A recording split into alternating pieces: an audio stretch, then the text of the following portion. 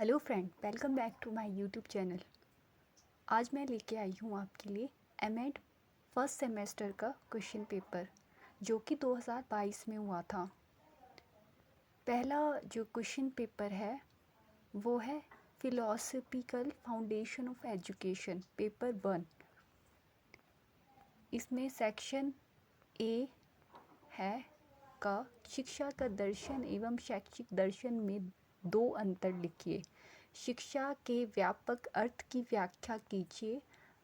तत्वमीमांसा से क्या निर्धारित होता है, चर्चा कीजिए। कोई ऐसी दो चीज़ें लिखिए जो शिक्षा में वस्तुवाद से ली गई है। अरविंदो के अनुसार शिक्षा को परिभाषित कीजिए। अरस्तु के अनुसार शिक्षक के शिक्षार्थी के प्रति क्या भूमिका होनी चाहिए। बुद्ध के अनुसार अष्टयोग मार्ग लिखिए। वेदांत दर्शन की मूल्य मीमांसा की व्याख्या कीजिए। सेक्शन बी, शिक्षा दर्शन से आप क्या समझते हैं।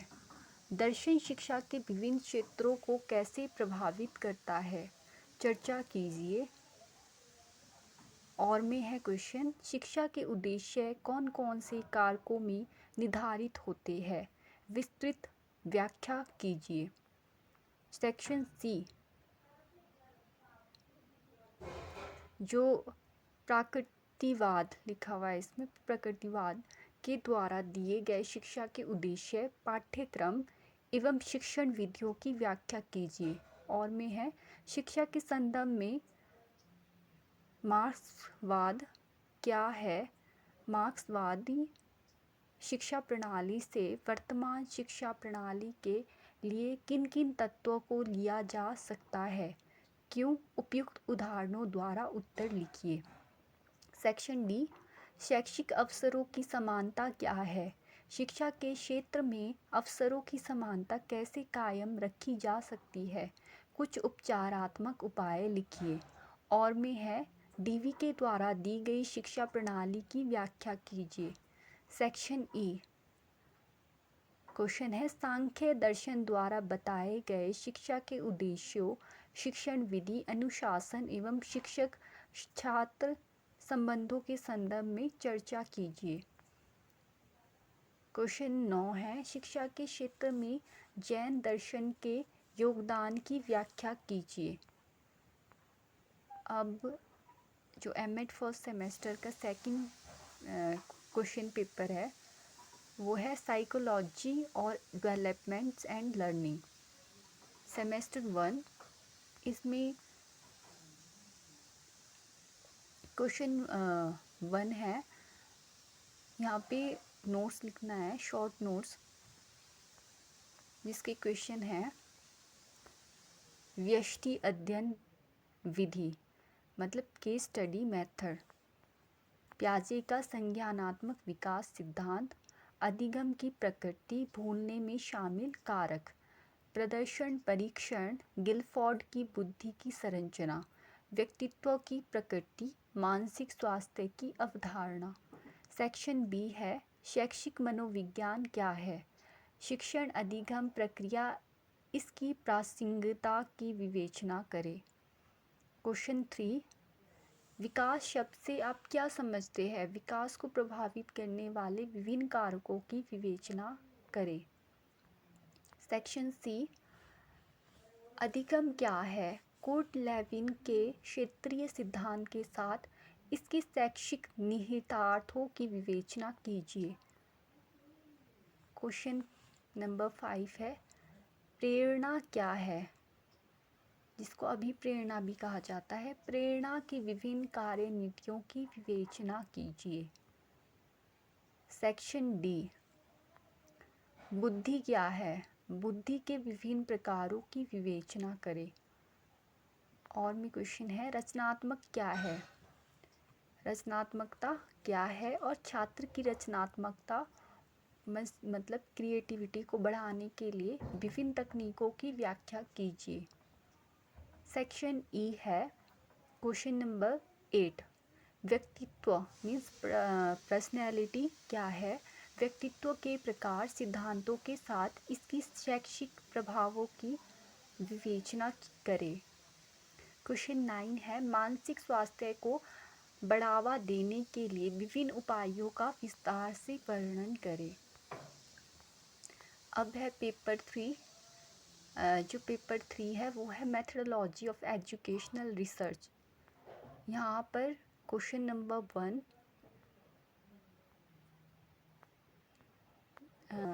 का क्वेश्चन है demerits of pure research means विशुद्ध अनुसंधान के दोष। 2 × 2 फैक्टोरियल डिज़ाइन। फिर है C characteristics of good hypothesis. D है distinction between schedule and questionnaire. D का है अनुसूची और प्रश्नावली में भेद कीजिए। E list the method of primary data collection मतलब प्राथमिक सम्मकों के संग्रहण की नीतियों की सूची। उसके बाद है probability and non probability method of sampling means प्रतिदर्श की संभाव्यता तथा असंभाव्यता विधिया। Checklist method. और इसके बाद है फ्रीक्वेंसी पॉलीगन आवर्ती बहुभुज के बारे में शॉर्ट नोट लिखना है इसमें, ये कंपल्सरी क्वेश्चन है। फिर है सेक्शन बी शिक्षा अनुसंधान की अवधारणा व क्षेत्र की विवेचना कीजिए। Discuss the concept and scope of educational research. और में क्वेश्चन है discuss the source of review of literature साहित्य की समीक्षा के स्रोतों की विवेचना कीजिए। Section C define schedule discuss the importance of schedule in educational research अनुसूची की को परिभाषित कीजिए और शैक्षिक अनुसंधान में जो अनुसूची के महत्व की चर्चा कीजिए। और में क्वेश्चन है how will you standardize a research tool discuss its various steps in detail. आप अनुसंधान उपकरण को किस प्रकार मानकीकृत करेंगे और इसके विभिन्न पदों की विस्तार से चर्चा कीजिए। Section D What do you understand by pilot survey and pre-testing? Discuss their advantages and distinguish them with each other. पूर्वगामी सर्वेक्षण एवं पूर्व परीक्षण से आप क्या समझते हैं? दोनों के लाभ बताते हुए दोनों में अंतर कीजिए। क्वेश्चन और में है explain the meaning of case study methods and give your view on it's basic exemption. व्यक्तिक अध्ययन पद्धति का अर्थ समझाइए तथा इसकी आधारभूत मान्यताओं के विषय में अपने विचार दीजिए। Section E what is content analysis discuss the major steps to be understand taken in proper content analysis in detail. अंतर्वस्तु विश्लेषण क्या है? उचित अंतर्वस्तु विश्लेषण में उठाए जाने वाले मुख्य कदमों की विस्तार से चर्चा कीजिए। और में है what is research report what are purpose of preparing a research report. अनुसंधान प्रतिवेदन क्या है? अनुसंधान प्रतिवेदन तैयार करने के उद्देश्य क्या है? अब है paper section A right short notes on following. यहाँ पर परसेंटाइल रैंक का कॉन्सेप्ट बताना है। फिर दूसरा क्वेश्चन है types of data measurement scale. तीसरा है difference between sampling and non sampling error. चौथा है डिफरेंट टाइप्स ऑफ वेरिएबल। पांचवा है exemption of a chi square test. फिर है सिग्निफिकेंस ऑफ हाइपोथेसिस फॉर्मुलेशन। फिर assumption on which the use of parametric test is based. उसके बाद का क्वेश्चन है define the illustrative the concept of degree of freedom. यहाँ पर हिंदी में पहला क्वेश्चन शतत्मक कोटि की अवधारणा। दूसरा है डेटा मापक पैमाने के प्रकार। तीसरा नमूनाकरण और गैर नमूनाकरण त्रुटियों के बीच अंतर। चौथा विभिन्न प्रकार के चर। पांचवा ची वर्ग परीक्षण की मान्यताएं। और छठा परिकल्पना सूत्रीकरण का महत्व। और इसका अगला है मान्यताएं जिन पर पैरामीट्रिक परीक्षण का उपयोग आधारित है। उसके नेक्स्ट का है स्वतंत्रताएं कोटि की अवधारणा को परिभाषित और उदाहरण के साथ वर्णन कीजिए। अब है section B, discuss the relative advantage of mean, median and mode over one another. Compute arithmetic mean through assumed mean method and standard deviation for the given data। आपके पास डाटा दिया हुआ है C1 45 से 49 टू 40 से 44 to यहाँ पे 35 से 39 3 30 से 34 4 25 to 29 6 20 to 24 7 15 to 19 5 10 to 14 1 5 to 9 2 0 to 4 3 एक दूसरे पर माध्य का और मोड के सापेक्ष लाभों की विवेचना करें। दिए गए समंकों के लिए कल्पित माध्य विधि और मानक विचलन के द्वारा अंकगणितीय माध्य की तुलना करें। फिर है क्वेश्चन नंबर 3 का A, what do you understand by the term NPC normal distribution curve.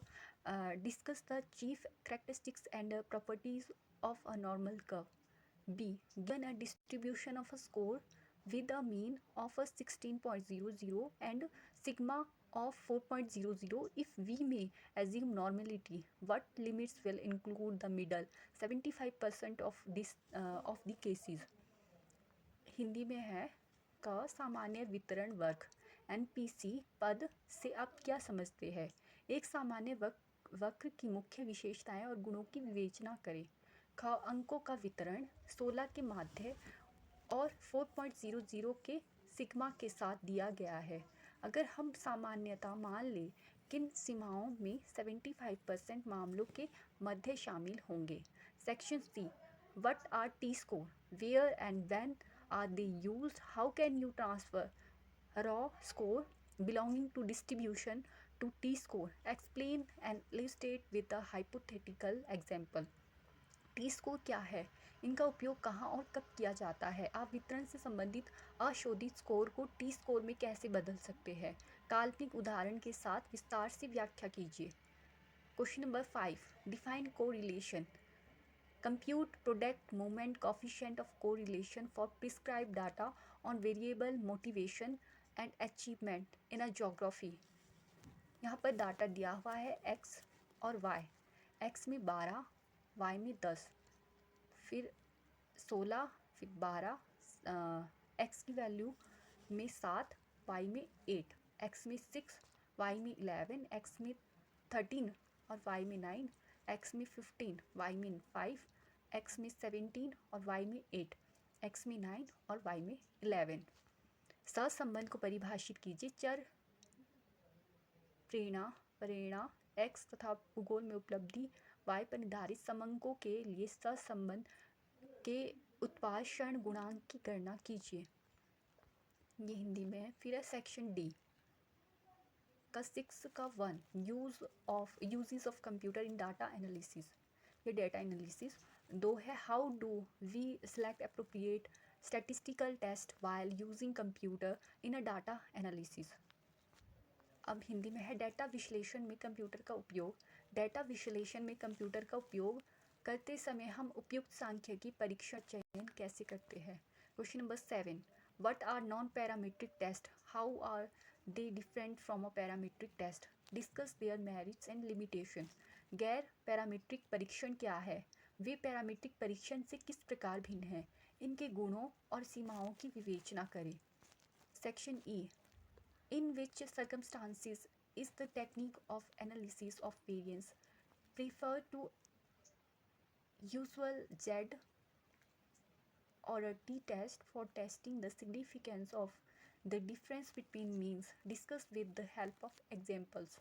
साधनों के बीच अंतर के महत्व के परीक्षण के लिए सामान्य Z या T परीक्षण के लिए किन परिस्थितियों में विचरण के विश्लेषण की तकनीक को वरीयता दी जाती है, उदाहरण की सहायता से विवेचना कीजिए। Question number 9, a personality test is administered on college student to 8 boys whose